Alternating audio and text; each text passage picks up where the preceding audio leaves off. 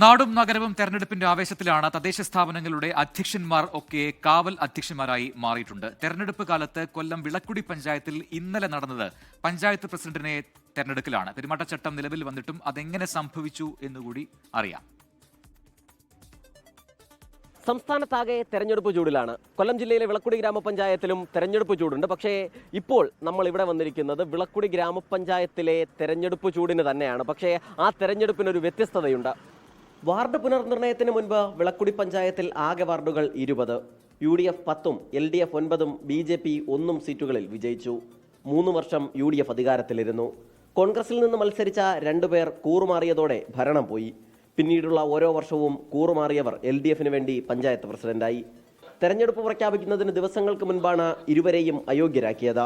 തെരഞ്ഞെടുപ്പ് കഴിയും വരെ പ്രസിഡന്റ് കസേര ഒഴിച്ചിടരുതെന്നും നിർദ്ദേശം. ഈ സാഹചര്യത്തിലാണ് പുതിയ ഭരണസമിതി നിലവിൽ വരുന്നത് വരെ വിളക്കുടി ഗ്രാമപഞ്ചായത്തിൻ്റെ ഭരണസമിതിക്ക് പ്രസിഡന്റ് ഉണ്ടാകണം എന്ന തീരുമാനം ഉണ്ടായത്. സംസ്ഥാന തെരഞ്ഞെടുപ്പ് കമ്മീഷൻ അതിനായി പ്രസിഡന്റ് തെരഞ്ഞെടുപ്പിനായി തീയതി നിശ്ചയിക്കുകയാണ് ഉണ്ടായത്. അങ്ങനെ നാടൊട്ടുക്കും തെരഞ്ഞെടുപ്പ് ലഹരിയിൽ നിൽക്കുമ്പോൾ വിളക്കുടിയിൽ പഞ്ചായത്ത് പ്രസിഡന്റിനെ തെരഞ്ഞെടുത്തു. ധന്യ പ്രദീപ് പഞ്ചായത്ത് പ്രസിഡന്റായി സത്യപ്രതിജ്ഞ ചെയ്തു.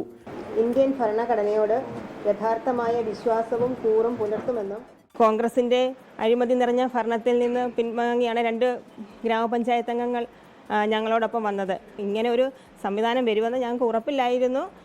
എങ്കിൽ പോലും വന്നല്ലോ, അതിനെ ഞങ്ങൾ ഏറ്റെടുക്കുന്നു. വോട്ടെടുപ്പിൽ പരാജയപ്പെട്ടതിന് പിന്നാലെ UDF അംഗങ്ങൾ സത്യപ്രതിജ്ഞ ബഹിഷ്കരിച്ചു. തെരഞ്ഞെടുപ്പ് കമ്മീഷന്റെ പേരിലുള്ള നമ്മളെ ഭരണാധികാരി ഡെപ്യൂട്ടി ലേബർ ഓഫീസറാണല്ലോ ഇന്നിപ്പോൾ വന്ന് ഇലക്ഷൻ നടത്തിയത്. അപ്പോൾ ഇനി ഈ ദിവസങ്ങളിൽ എന്താണ് ഈ പ്രസിഡന്റിനോട് ചെയ്യാൻ പറ്റുന്നത്?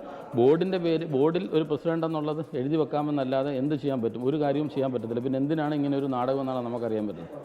തെരഞ്ഞെടുപ്പ് വിജ്ഞാപനം വന്നതിന് ശേഷം കാര്യമായ അധികാരങ്ങളൊന്നും ഇല്ലാത്ത ഒരു പ്രസിഡന്റിനെയാണ് ഇപ്പോൾ തിരഞ്ഞെടുത്തിരിക്കുന്നത്. 1 മാസത്തേക്ക് മാത്രം ആയുസ്സുള്ള പ്രസിഡന്റ് പദവിയാണെങ്കിലും വിളക്കുടി ഗ്രാമപഞ്ചായത്തിൽ 5 വർഷത്തിനിടെ 4 പ്രസിഡന്റുമാരെ തെരഞ്ഞെടുക്കാനായി എന്ന പ്രത്യേകതയുമുണ്ട്. ക്യാമറാമാൻ രാജ്കിരണിനൊപ്പം സലിം മാലിക്, 24 കൊട്ടാരക്കര. ലോകത്തെവിടെയായാലും ഏത് സമയത്തും 24 വാർത്തകളും ഓഗ്മെന്റഡ് റിയാലിറ്റി പാക്കേജുകളും എക്സ്പ്ലെയിനറുകളും വിശദമായി കാണാൻ ഞങ്ങളുടെ YouTube ചാനൽ നിങ്ങൾക്ക് സബ്സ്ക്രൈബ് ചെയ്യാം.